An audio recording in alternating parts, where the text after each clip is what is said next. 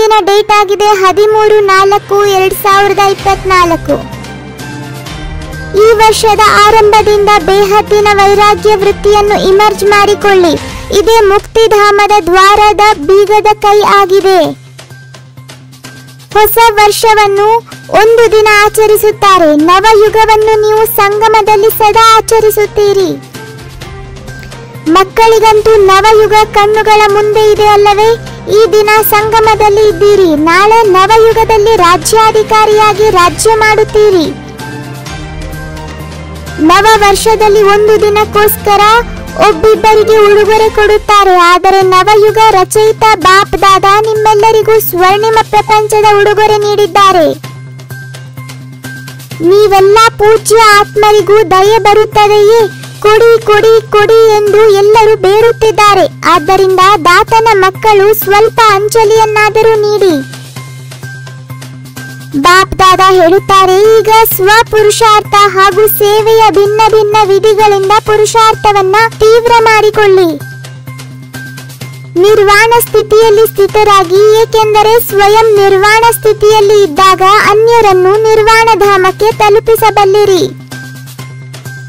ವಹನ ಬದಲು ವೈ ಮತ್ತು ವೈ ಇಂದ ಹೈ ಅಯ್ಯೋ ಆಗಿಬಿಡುತ್ತದೆ ಅಂದಾಗ ಈ ವೈ ಅಲ್ಲ ವಹ್ ವಹ್ ಎಂದು ಎನ್ನಿರಿ. ಪ್ರಶ್ನಾರ್ಥಕ ಚಿಹ್ನೆ ಅಷ್ಟೇ ಅಲ್ಲ, ಆಶ್ಚರ್ಯದ ಚಿಹ್ನೆಯೂ ಇರಬಾರದು. ಪ್ರಶ್ನಾರ್ಥಕ ಚಿಹ್ನೆಯನ್ನು ನೋಡಿ ಎಷ್ಟೊಂದು ಅಂಕು ಡೊಂಕು ಆಗಿದೆ ಮತ್ತು ಬಿಂದು ಎಷ್ಟು ಸಹಜವಾಗಿದೆ. ಏನಾದರೂ ನಡೆಯಲಿ, ಆದರೆ ತಾವು ನಡೆಯಬಾರದು. ತಾವಂತೂ ಈಗ ಹಾರಬೇಕು. ತಾವು ಹಾರಿ ಮತ್ತು ಎಲ್ಲರನ್ನೂ ಹಾರಿಸಿ. ಬಾಪ್ ದಾದಾ ನೋಡುತ್ತಿದ್ದಾರೆ. ವಿಶ್ವದ ಆತ್ಮಗಳ ಮೇಲೆ ಬಹಳ ದಯೆ ಬರುತ್ತದೆ. ಈಗ ಪ್ರಕೃತಿಯೂ ಸಹ ಬೇಸತ್ತಿದೆ. ಯಾವಾಗ ಸಂಪೂರ್ಣ ಬೇಹದ್ದಿನ ವೈರಾಗಿಗಳಾಗಿ ಬಿಡುತ್ತೀರೋ ಆಗ ಮುಕ್ತಿಧಾಮದ ಬಾಗಿಲು ತೆರೆಯುವುದು.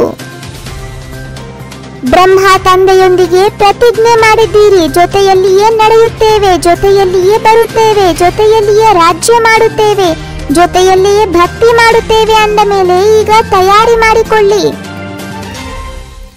ಈಗೀಗ ಸೆಕೆಂಡಿನಲ್ಲಿ ಬಿಂದು ಆಗಿ ಬಿಂದು ತಂದೆಯನ್ನು ನೆನಪು ಮಾಡಿ. ಮತ್ಯಾವುದೇ ಮಾತುಗಳಿದ್ದರೂ ಸಹ ಅದಕ್ಕೆ ಬಿಂದುವನ್ನ ಇಡಿ.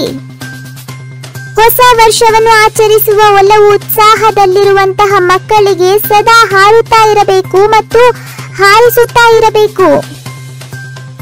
ಬಾಪ್ ದಾದಾರವರು ಹೊಸ ವರ್ಷ ಹಾಗೂ ಹೊಸ ಯುಗದ ಆಶೀರ್ವಾದಗಳ ಜೊತೆ ಜೊತೆಗೆ ಪದಮ ಗುಣದಷ್ಟು ಶುಭಾಶಯಗಳನ್ನು ತುಂಬಿದ ತಟ್ಟೆಯನ್ನ ಕೊಡುತ್ತಿದ್ದಾರೆ.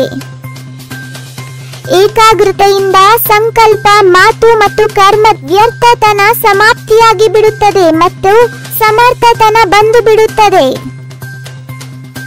ಏಕಾಗ್ರತೆಯನ್ನು ಹೆಚ್ಚಿಸಿಕೊಳ್ಳಿ, ಆಗ ಸರ್ವ ಪ್ರಕಾರದ ಹಲ್ಚಲ್ ಸಮಾಪ್ತಿಯಾಗಿ ಬಿಡುತ್ತದೆ.